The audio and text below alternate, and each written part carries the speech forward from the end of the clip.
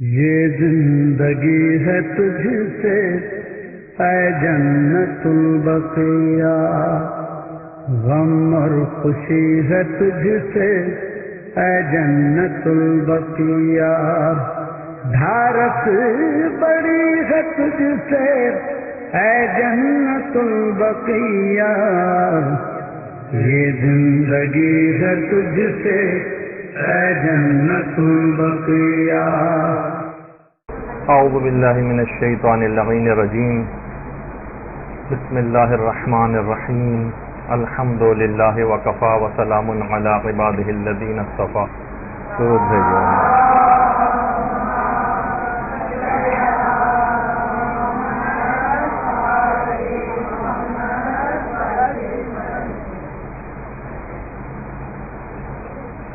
آج 7 شوال کا دن آ گیا ہے اور کل 8 شوال کا دن ہوگا۔ آج سے سالوں پہلے یہی 8 شوال تھی اور 1344 ہجری تھی۔ 21 اپریل کا دن تھا، 1925 کا سن چل رہا تھا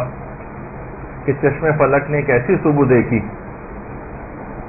کہ وہ جگہ جہاں 10,000 سے زائد صحابہ کرام مدفون ہیں، جہاں اہل بیت اطہار علیہم السلام کی قبور ہیں، جہاں ہمارے ائمہ معصومین علیہم السلام کی قبریں ہیں، جہاں اولیاء خدا اور علماء کے پاکیزہ نفوس آرام کر رہے ہیں، وہاں پر بلڈوزر چلے، بیلچے چلے اور ایک ہی دن میں جنت البقیع کا یہ جنت کا ٹکڑا ایک ویران ملبے کا ڈھیر بن گیا۔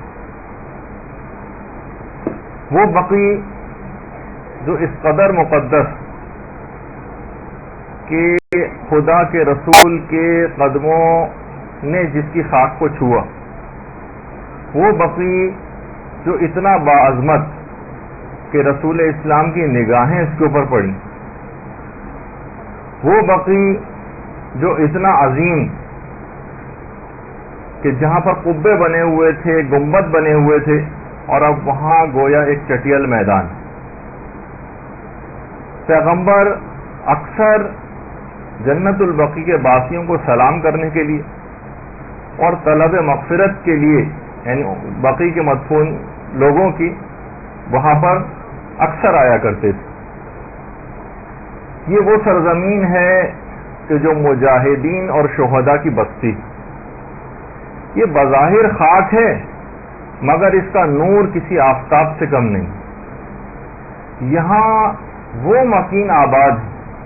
جو پیغمبر اسلام سے محبت کرتے تھے اور پیغمبر اسلام ان سے محبت کرتے تھے۔ یہاں معصومین علیہم السلام کی قبور ہیں، یہاں پر مزارات ہیں، یہاں پر کبھی گنبد و مینار ہوا کرتے تھے، اور ہمیشہ سے بقیع زیارت گاہ خاص و عام رہا ہے۔ مگر اب وہاں یہ حالت ہے کہ وہاں پر شکستہ، بکھرے ہوئے اور اشک بار پتھروں کے علاوہ کچھ نہیں۔ یہ تاریخ کی ایک عظیم اور عجیب مظلوم بستی، یہ آباد لوگوں کا ویران گھر، اس کی ایک ایک قبر نوحہ کرتی ہوئی نظر آتی، اور مسلمانوں سے اپنی زبان بے زبانی سے ان کی دینی حمیت اور ان کی غیرت کو آوازیں دیتی ہوئی نظر آتی۔ یہ جنت البقیع ہے، اس کے مکینوں اور باسیوں پر ہم سب کا سلام۔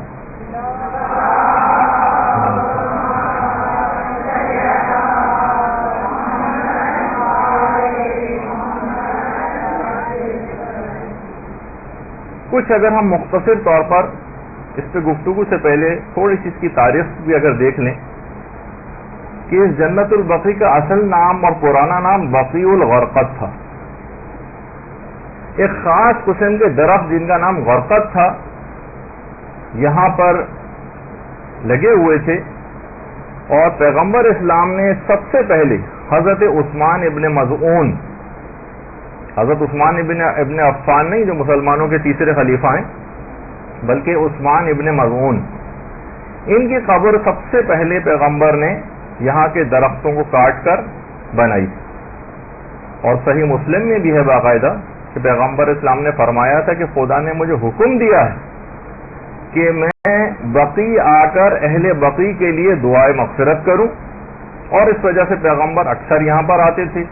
سلام بھی کرتے تھے. ان تمام باتوں سے بھی یہ بات ظاہر ہوئی، جیسا کہ اکثر وہابیوں کا نظریہ ہے، بلکہ سارے وہابیوں کا ہی، کہ اس بات سے ثابت ہوتی ہے کہ زیارت قبور سنت رسول، اور تاریخ کی تمام کتابوں سے یہ بات ثابت ہے کہ یہاں پر گنبد ہوا کرتے تھے، مینار ہوا کرتے تھے، یہاں پر باقاعدہ ذریعیں بنی ہوئی تھیں، جیسے کہ ابھی آگے چل کر ہم تصاویر سے اس بات کو واضح بھی کریں گے. اور کتنے ہی سفر ناموں میں اس کا تذکرہ، کتنے ہی سفر ناموں میں، سب تمام سفر ناموں میں یہ بات کہی گئی ہے جو آج سے 700 سال پہلے لکھے گئے کہ باقاعدہ یہاں پر ذریعہ تھیں، گنبد تھے، قبے بنے ہوئے تھے،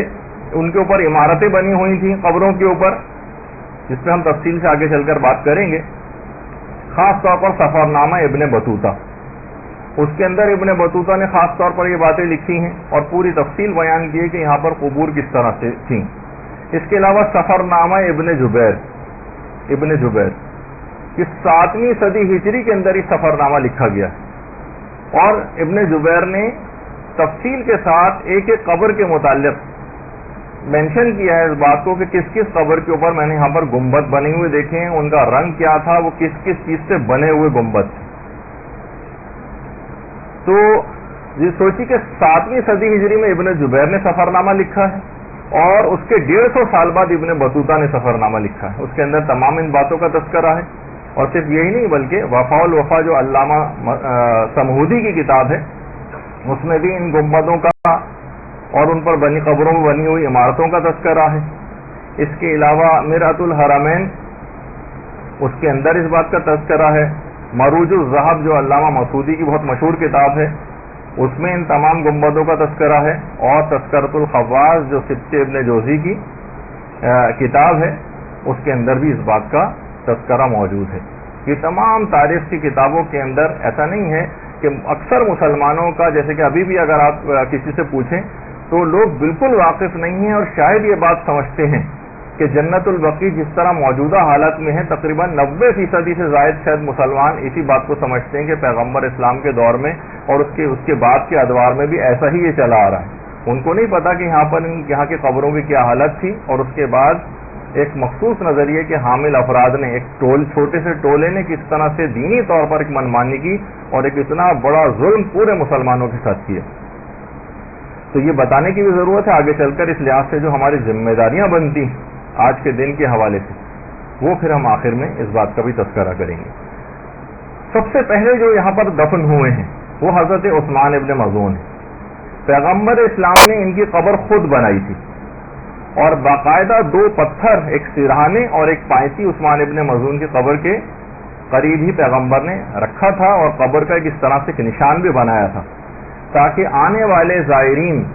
اپنا اظہار عقیدت و محبت کر سکیں. لیکن جو پتھر پیغمبر نے رکھے تھے وہ حاکم شام کے دور میں اس کے گورنر مروان ابن حکم نے ہٹا دیے. مروان ابن حکم نے وہ پتھر ہٹا دیے اور توہین کی، بہت زیادہ توہین کی، پیغمبر اسلام کے اس عمل کی خلاف ورزی کر کے. صحابہ نے بھی سخت رد عمل کا اظہار کیا اور احتجاج ہونا شروع ہوئے، تو مجبوراً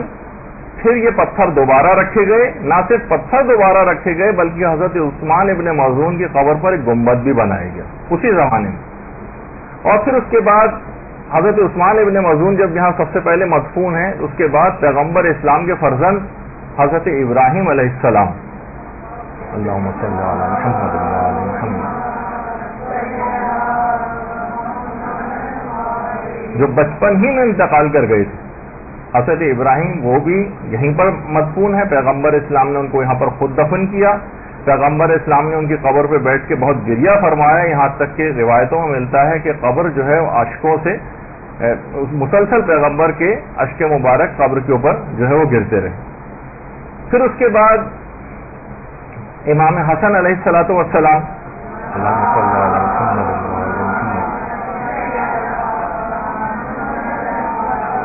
وہ یہاں پر مدفون ہوئے, اور امام حسن علیہ السلام نے باقاعدہ وصیت بھی کی تھی. یعنی اس سے پہلے ایک اور بات کا تذکرہ کر دیا جائے, اس سے پہلے تو شہزادی کونین سلام اللہ علیہ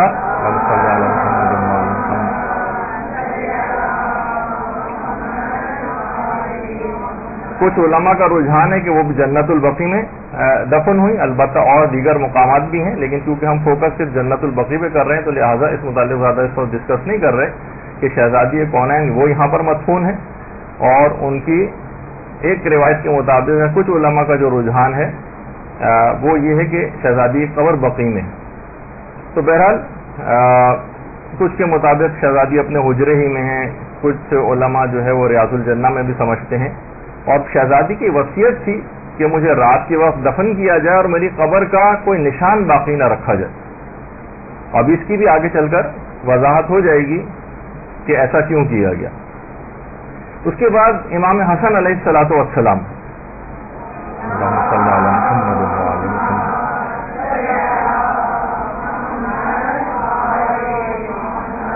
ان کی بھی وصیت یہ تھی کہ مجھے میرے نانا کے پہلو میں دفن کیا جائے, اور اگر وہاں پر دفن کرنا ممکن نہ ہو نانا کے پہلو میں تو پھر مجھے میری مظلومہ ماں کے پہلو میں دفن کیا جائے. تو بعض علماء اس بات کی, اس وصیت کی بنا پر امام حسن کی, وہ اس بات کو سمجھتے ہیں کہ حضرت زہرا کی قبر شاید پھر بقیع میں ہی ہے, کیونکہ امام حسن نے وصیت کی تھی کہ اگر مجھے نانا کے پہلو میں دفن نہ ہونے دیا جائے تو مجھے میری مظلومہ ماں کے پہلو میں دفن کیا جائے. تو ہو سکتا ہے کہ پھر امام حسن علیہ الصلوۃ والسلام کیونکہ بقیع میں دفن ہے تو ہو سکتا ہے کہ شہزادی کی قبر بھی وہیں پر ہو, مگر بہرحال یہ بات اس لحاظ سے یقینی نہیں ہے. اس کے علاوہ یہاں پر جو مدفون ہیں ان میں ہمارے 4 دیگر ائمہ بھی ہیں, امام حسن علیہ السلام, چوتھے امام زین العابدین علیہ السلام, امام محمد باقر علیہ السلام, اور امام جعفر صادق علیہ الصلوۃ والسلام.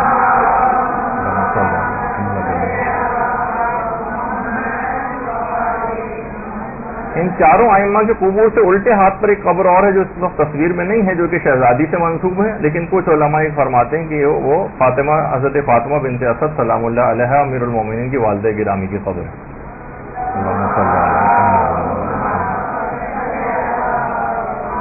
اور وہ جو پیچھے آپ کو قبر نظر آ رہی ہے چاروں ائمہ کے, یہ پیغمبر اسلام کے چچا حضرت عباس ابن عبد المطلب کی قبر. اور پھر اسی رو میں تھوڑا سا اور آگے چلیں تاکہ آپ کو اندازہ ہو جائے کہ بقیع میں کون کون مدفون ہے. تو اس میں حضرت ام البنین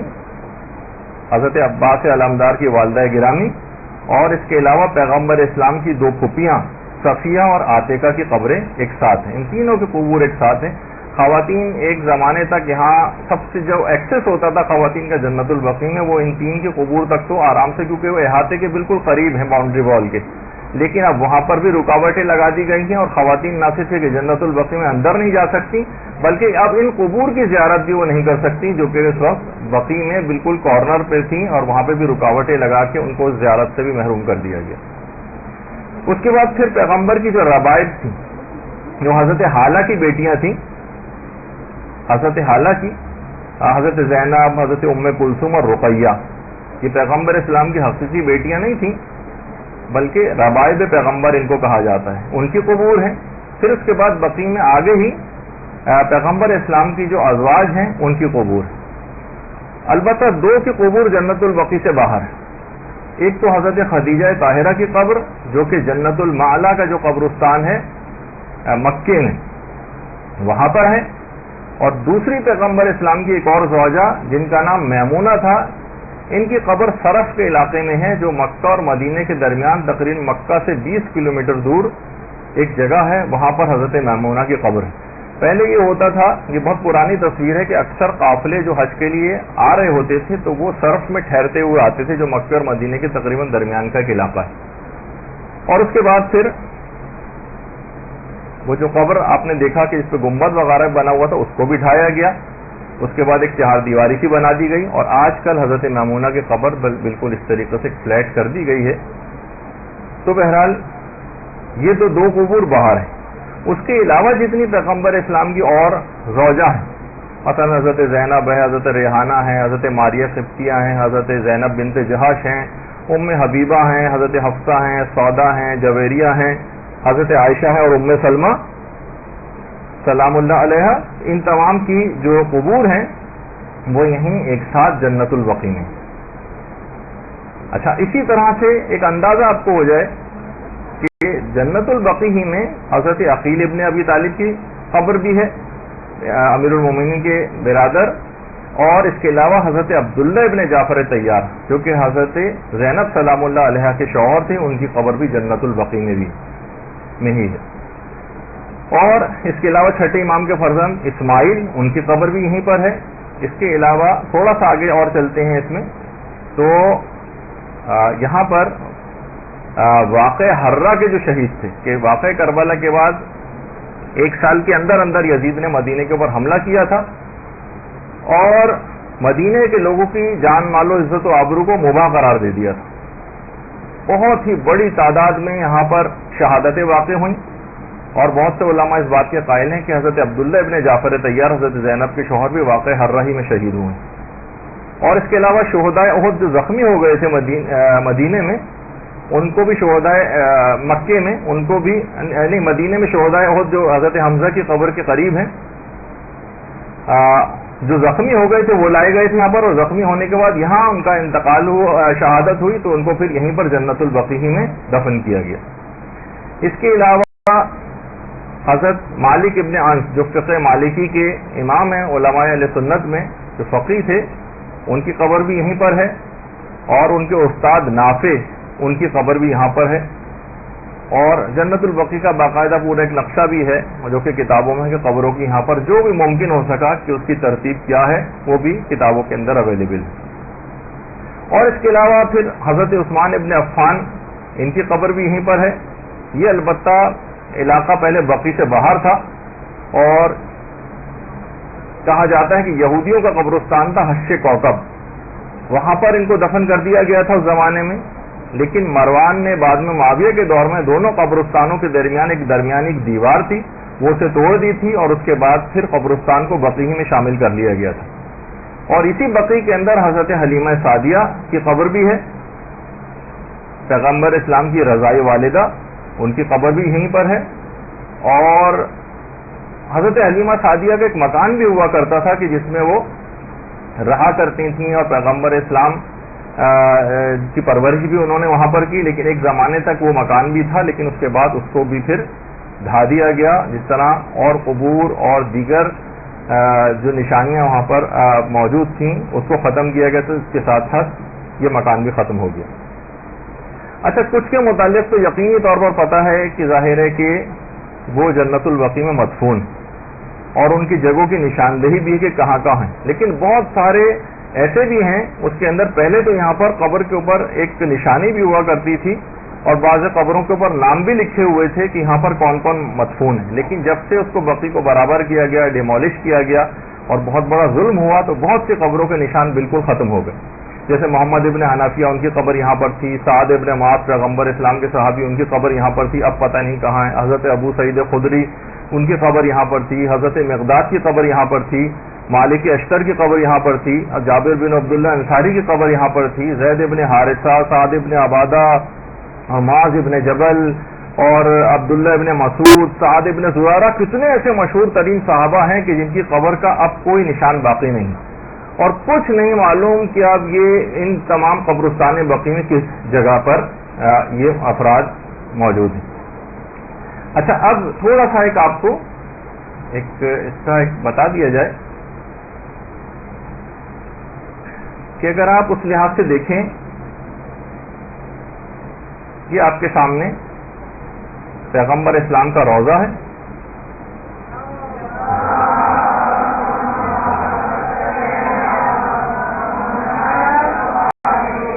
اور یہ اس کے سامنے قبرستان بقیع. بقیع صرف اور صرف اب ایک چٹیل میدان کی طرح سے ہے، اور یہاں پر وہ تمام قبے اور جتنے بھی عمارتیں سب بنی ہوئی تھیں وہ سب بالکل ختم ہو گئی. اور یہ دور جس جگہ پہ آپ کو یہ درخت سے نظر آ رہے ہیں، اس کے پیچھے ہی بیت الحزن ہوا کرتا تھا،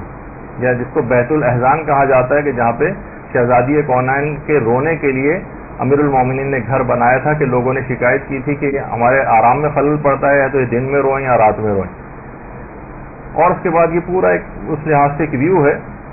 اگر آپ دیکھیں کہ 3 ڈائمینشنل ویو ہے.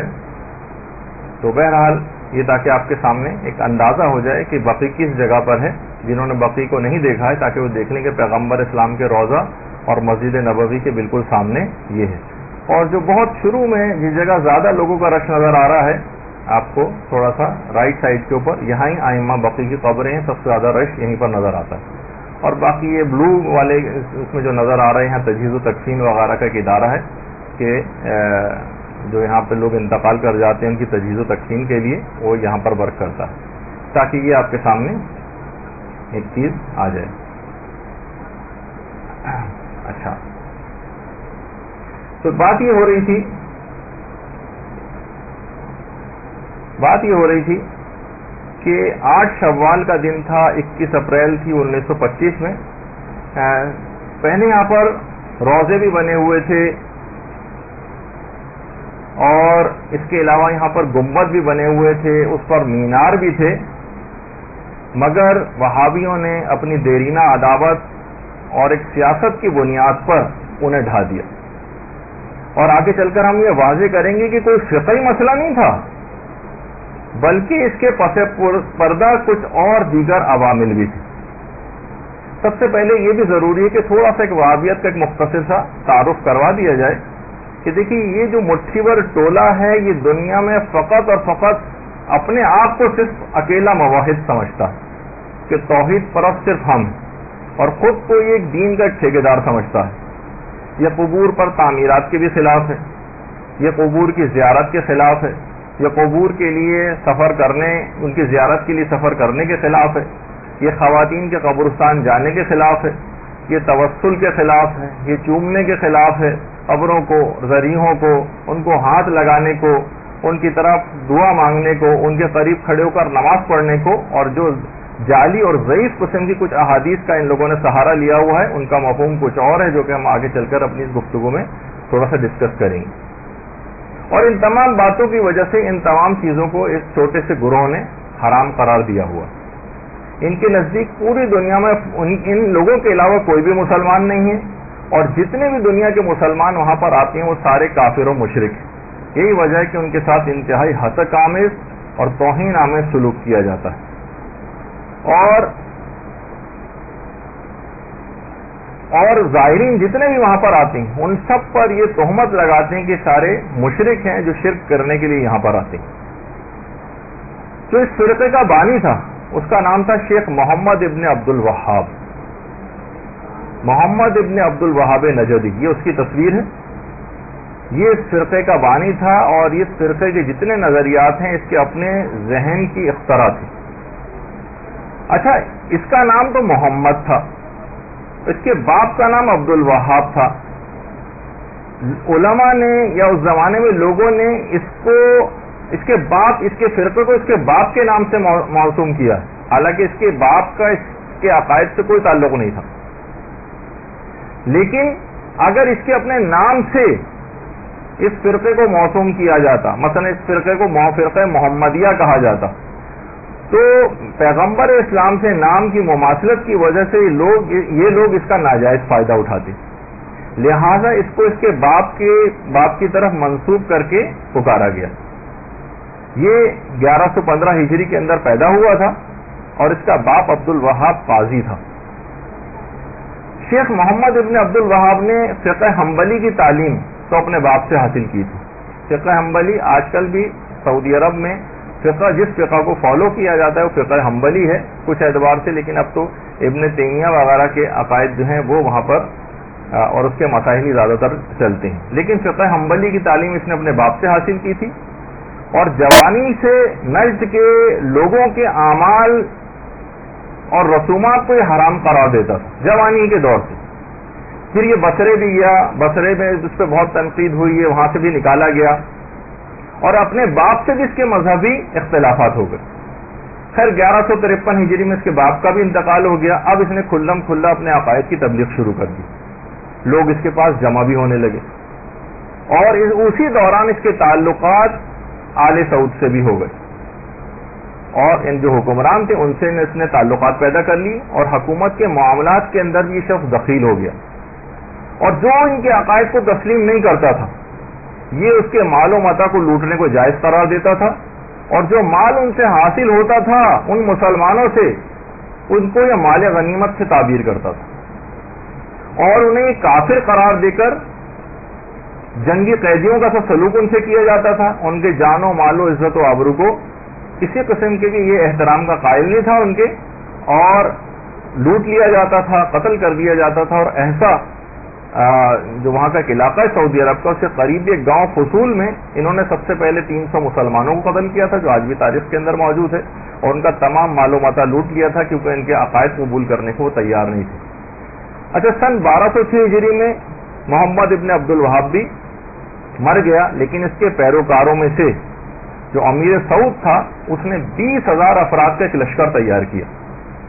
اور اس کے بعد اس 20,000 کا لشکر لے کر اس نے کربلا کے اوپر حملہ کیا اور انتہائی وحشیانہ قتل عام کیا اور اتنی تباہی مچائی کہ بعض مورخین یہ فرماتے ہیں کہ اس نے تقریباً کربلا میں 5,000 زائرین کو قتل کیا اور بعض علماء تو 20,000 زائرین کی تعداد لکھتے ہیں. کربلا میں انہوں نے حملہ کر کے 20,000 زائرین کو قتل کیا اور اس کے بعد حرم امام حسین علیہ الصلوۃ والسلام میں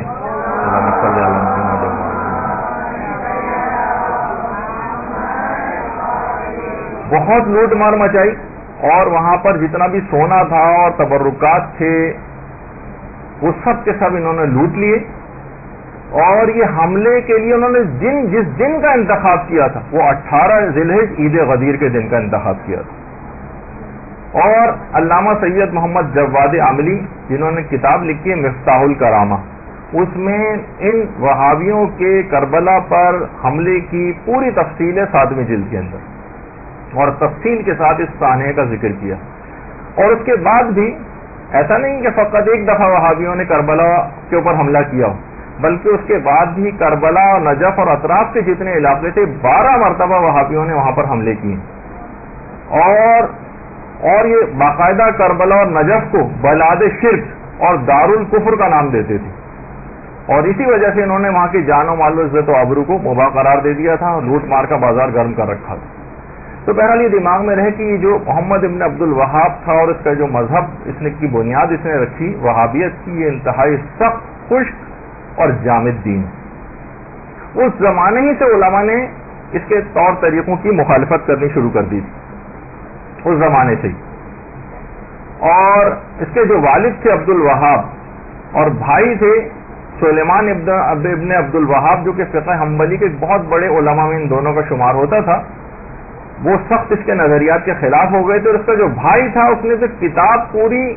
اس کے خلاف لکھی الصواعق الالہیہ فی الرد علی الوہابیہ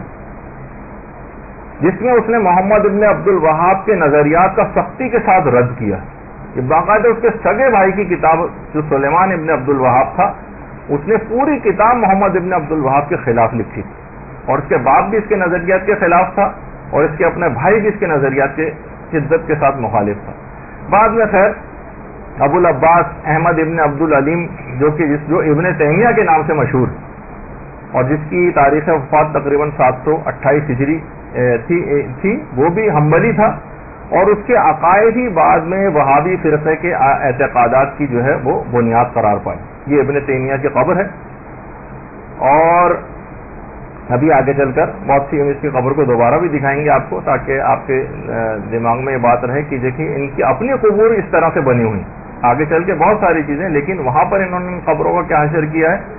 اور جو رائل قبرستان ہے وہاں کے ان کی وہاں کی قبور جو ہے اور وہ وہاں کس طرح سے ان لوگوں کے طور طریقے ہیں وہ بھی آگے چل کر جو ہے وہ ذکر ہوں گے. تو بہرحال ابن تیمیہ ہی بعد میں اس فرقہ وہابیہ کے عقائد کی بنیاد قرار پایا اور آج تک اسی کی پیروی ہوتی. اچھا اس کے بعد سن 1344 ہجری کے قریب آل سعود نے مکہ مدینہ اور نواحی علاقوں میں بھی قبضہ کر لیا اور نہ صرف بقی بلکہ خاندان رسالت اور اصحاب رسول کے جو روضوں اور مقابر جو ہیں ان کو ڈھانے کی کوششیں اور بہانے شروع کر دی. سمجھ میں نہیں آتا تھا ان لوگوں کے آخر کون سا ایسا کوئی طریقہ اختیار کریں, کوئی ایسا شرعی طریقہ حاصل ہو جائے تاکہ ہمیں عام عوام کی حمایت بھی حاصل ہو جائے. اس کے لیے انہوں نے کیا کیا کہ نجد کا جو قاضی القضات تھا سلیمان, اس کو مدینے روانہ کیا اور کہا کہ تم جاؤ اور جا کر وہاں کے مفتیوں سے, مدینے کے مفتیوں سے گفتگو کرو اور گفتگو کے ذریعے انہیں قائل کرو کہ یہ سب کفر اور شرک ہے, تو لہٰذا ان قبروں کو ڈھایا جائے. اور اس کے لیے باقاعدہ ایک سوال نامہ بھی بنایا, اور وہ سوال نامہ اس طریقے کا تھا جس کا لازمی نتیجہ یہی تھا کہ جو وہ چاہتے تھے اسی طرح کے جوابات ان کو ملے. جیسے آپ کو یاد ہے نا, یہاں پر ایک ریفرینڈم کرایا تھا ضیاء الحق نے, جو یہاں کا ایک دفعہ حکمران پاکستان کا گزرا ہے, اس نے باقاعدہ ایک ریفرینڈم کرایا تھا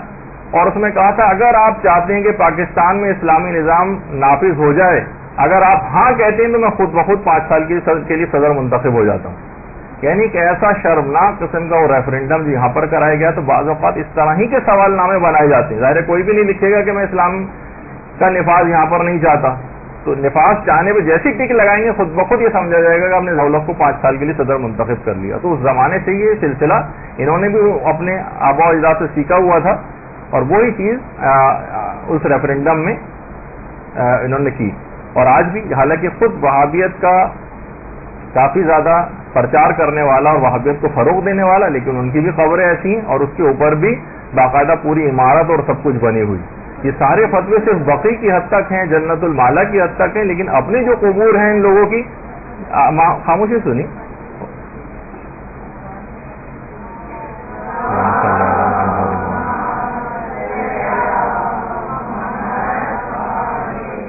تو ایسا سوال نامہ بنایا گیا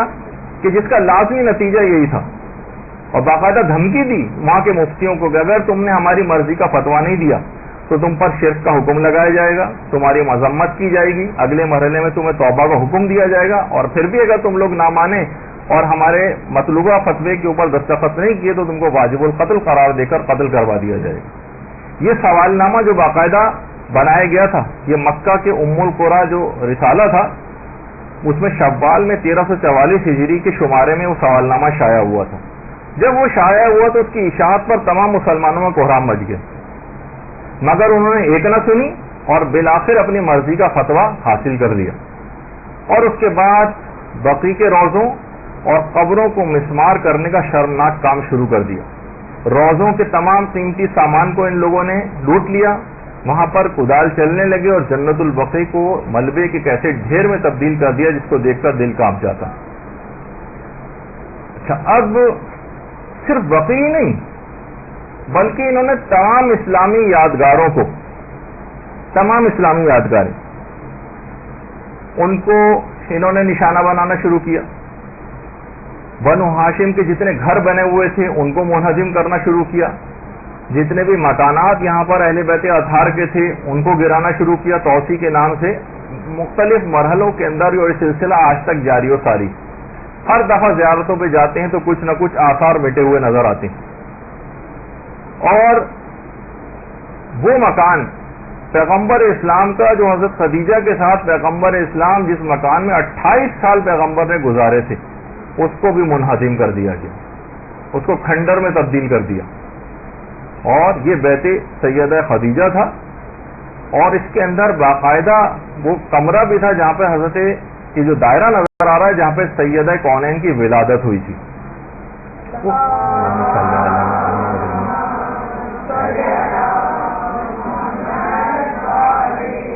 ان سب پہ مختلف ادوار میں بلڈوزر چلائے جاتے رہے اور مکانات کو رفتہ رفتہ ختم کرواتے چلے گئے, کیونکہ ایک دم سے کرنے میں وہ بھگت چکے تھے کہ عالم اسلام کا ایک دم سے ری ایکشن ہوتا ہے. تو اب توسیع کے نام پر, حالانکہ توسیع کے ساتھ ساتھ ان کو پریزرو کر کے بھی توسیع ہو سکتی تھی جسے آگے چل کر ہم واضح کریں گے اپنی گفتگو میں, لیکن اس کے باوجود بھی ان کو ڈیمولش کر دیا گیا, منہدم کر دیا گیا اور ان کے آثار کو ختم کر دیا گیا خاص نظریے کی بنا پہ جو آگے چل کر آئے گا.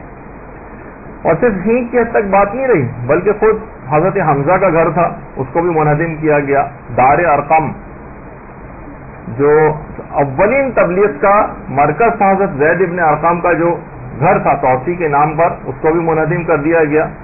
اور صرف یہی نہیں کہ صرف مکے اور مدینے کی حد تک بات رہتی بلکہ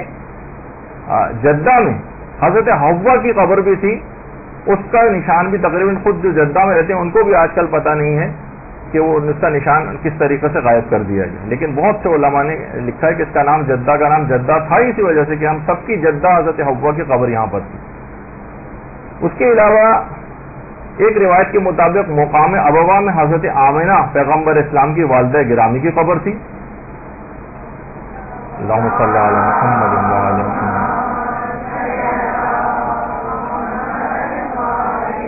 لوگوں نے پتھر وغیرہ رکھ کے اس کا ایک نشان باقی رکھنے کے حوالے سے حضرت آمنہ کی قبر یہاں پر تھی۔ اب وہ بھی نہیں پتا کہ وہ اس کا نشان بھی شاید یہ پتھر وغیرہ بھی اب ہٹا دیے گئے۔ کچھ پرانی تصاویر ہیں کہ جن کو پتہ چل جاتا تھا وہاں پر جاتے تھے اور اپنی دعائیں، حاجتیں، گریہ وزاری، اپنے اظہار عقیدت و محبت جو ہے ان قبور کے اوپر جا کر کیا کرتے تھے، لیکن وہ بھی ساری منہدم جو ہے وہ کروا دی گئی۔ مثلا جتنے بھی افراد کو پتہ چلتا تھا کوشش کر کے وہاں پر جاتے تھے، لیکن اب معلوم نہیں کہ وہ قبر کہاں۔ اس کے علاوہ پھر اس کے بعد بھی پھر 1924 میں طائف میں حضرت ابن عباس کی قبر تھی، اس سے بھی منہدم کروایا گیا۔ اس کے علاوہ جو بیت الاحزان، انڈیا اور پاکستان کے بہت سے علماء کا نظریہ ہے کہ بیت الاحزان جنت البقیع میں نہیں ہے بلکہ جنت البقیع سے باہر وہ جہاں پہ کھجور کے درخت آپ کو میں نے تصویر میں دکھائے تھے وہ اس کا وہ والا ایریا ہے جنت البقیع کے باہر کی طرف، پیچھے کی طرف، وہاں پر جو بیت الاحزان تھا جہاں پہ شہزادی رونے کے لیے جو ہے وہ جایا کرتی تھیں، اور انہوں نے نہ صرف اس مکان کو منہدم کروایا بلکہ یہاں پر پورے مدینے کا کوڑا اور کرکٹ اور غلاظتیں لا کر ڈالی جاتی تھی۔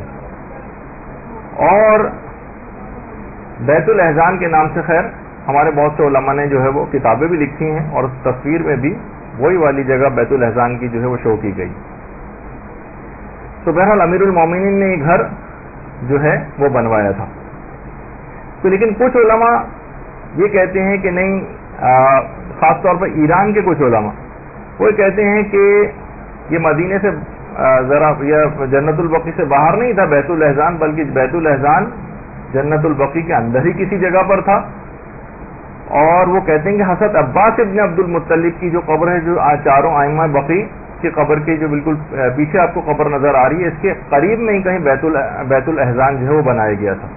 اور کچھ مورخین نے کہا ہے کہ حضرت ابراہیم جو پیغمبر کے فرزند تھے ان کی قبر کے قریب کہیں یہ جگہ تھی۔ بہرحال جو بقیع میں کسی جگہ پر تھا یا بقیع سے تھوڑا سا باہر،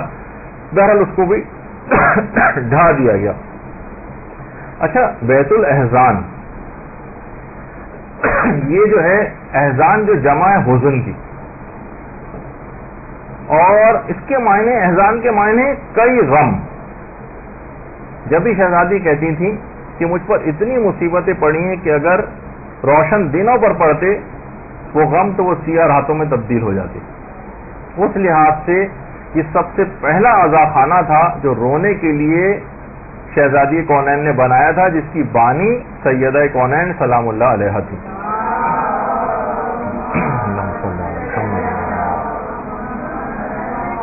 اور موجودہ جتنے بھی عزاخانے موجودہ وہ سب کے سب بی بی کی اسی سیرت کی پیروی میں بنائے گئے۔ جب بھی بہار الانوار کی 5ویں جلد میں امام زمانہ علیہ الصلوۃ والسلام کا بھی فرمان ہے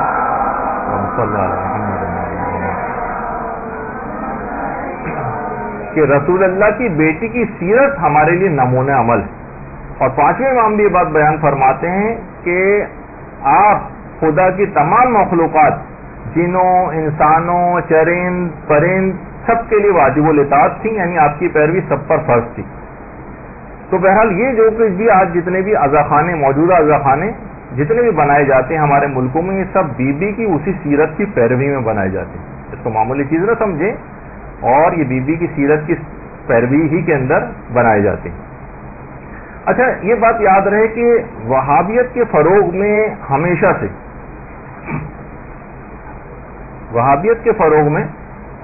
ہمیشہ سے یہود و نصارہ کا بڑا ہاتھ رہا، اور جو برطانوی جاسوس تھا جس کا نام تھا ہیمفرے، یہ ہیمفر جس کو کہا جاتا ہے، ہیمفرے، باقاعدہ اس کے اوپر پوری کتاب بھی ہے ہمفرے کے اعترافات کے نام سے۔ جس میں اس نے اپنے قریبی روابط کا محمد ابن عبد الوہاب کے ساتھ اس کا ذکر کیا. وہ برطانیہ کا وہ جاسوس, اور باقاعدہ انگلش میں بھی confessions of a British spy کے نام سے یہ جو ہے ترجمہ بھی ہو چکا ہے, جس میں اس برطانوی جاسوس جس نے بہت بڑا پارٹ پلے کیا تھا محمد ابن عبد الوہاب کے عقائد کو ڈسٹارٹ کرنے میں, اس میں انحراف لانے میں, اس نے باقاعدہ اعتراف کیا اپنے اعترافات میں کہ میرے بہت ہی قریبی روابط محمد ابن عبد الوہاب کے ساتھ تھے. محمد ابن عبد الوہاب جتنی بھی اس کی اور تصاویر بھی ہیں محمد ابن عبد الوہاب کی, وہ ہر ایک کے اندر کوئی نہ کوئی برٹش ریپرزینٹیٹو اس کے ساتھ ضرور ہوتا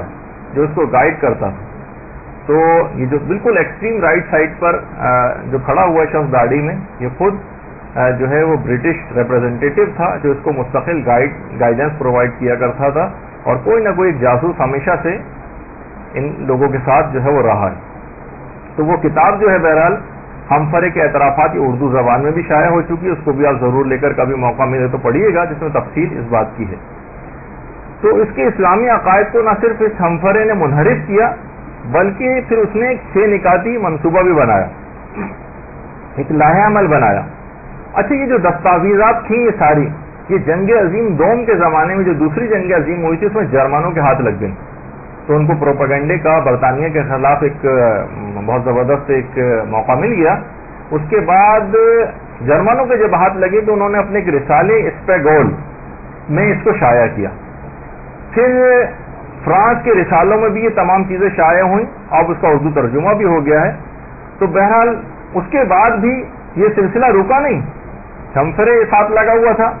بعد میں پھر 1916 سے 1918 کے درمیان lieutenant colonel T E Lawrence یہ باقاعدہ جو ہے وہاں پر جاسوس کے طور پر بھیجا گیا, اور وہابیوں کو پھر یہ گائیڈ کرتا رہا اس کے بعد کے ادوار میں,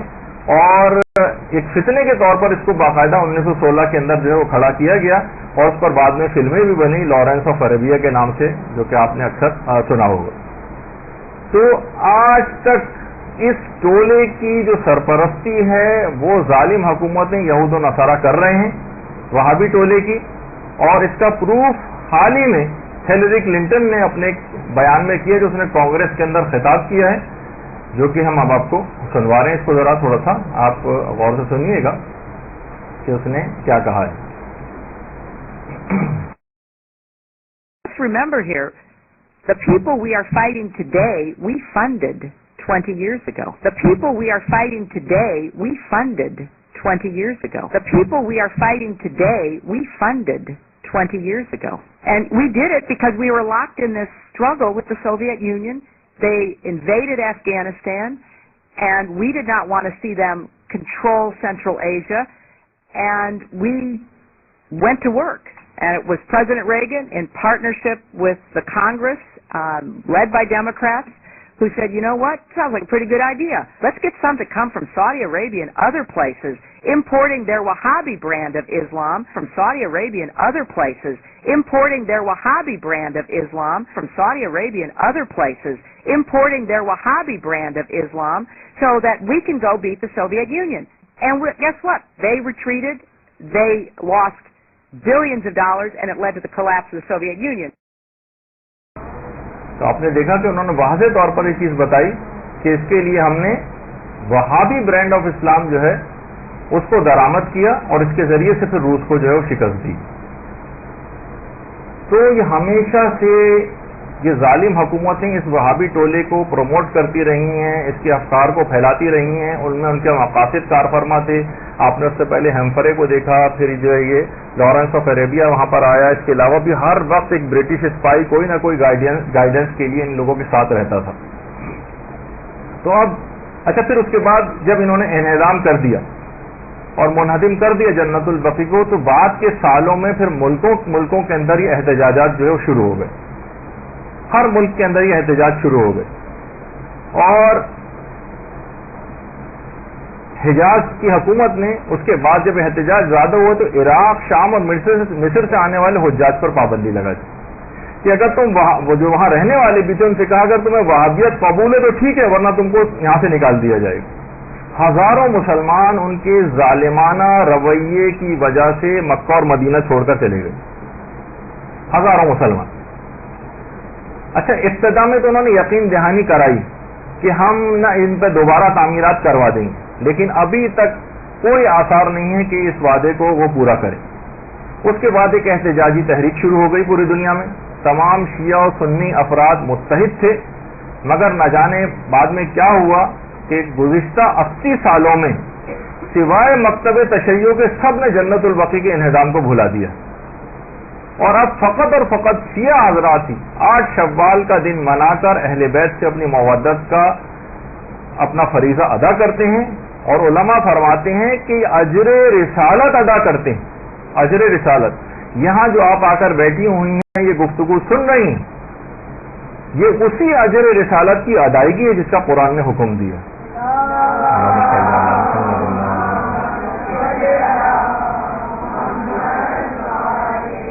دیکھیں، انہضام جنت البقیع کوئی فقہی مسئلہ نہیں تھا، یہ ایک شیطانی اور ایک سیاسی حکمت عملی تھی جس کی بنیاد خاندان اہل بیت سے دیرینہ عداوت اور دشمنی تھی. عام دشمنیوں میں دیکھیے انسان کیا کرتا ہے، لوگوں کو قتل کر دیتا ہے، گھر بار کو جلا دیتا ہے، تباہ و برباد کر دیتا ہے، انہیں ڈھا لیتا ہے. لیکن جب نفرت اور دشمنی اپنی انتہائی حدوں کو اور آخری حدوں کو چھونے لگتی ہے تو پھر ان کی قبروں کو بھی نہیں چھوڑا جاتا. اور یہی وجہ ہے کہ امام حسین علیہ الصلوۃ والسلام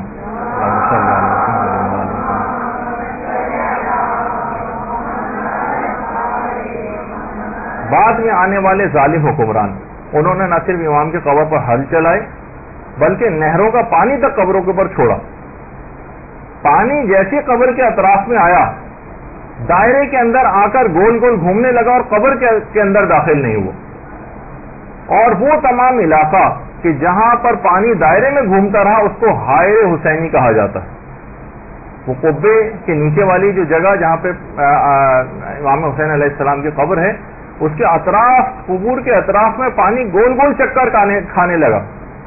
اور یہی وہ جگہ ہے حائر حسینی. پھر وہ اس کے فقہی احکام بھی تھوڑے سے الگ ہو جاتے ہیں، تو ابھی جس کو ہم ڈسکس نہیں کر رہے، لیکن بہرحال ایک تاریخی ایک جگہ،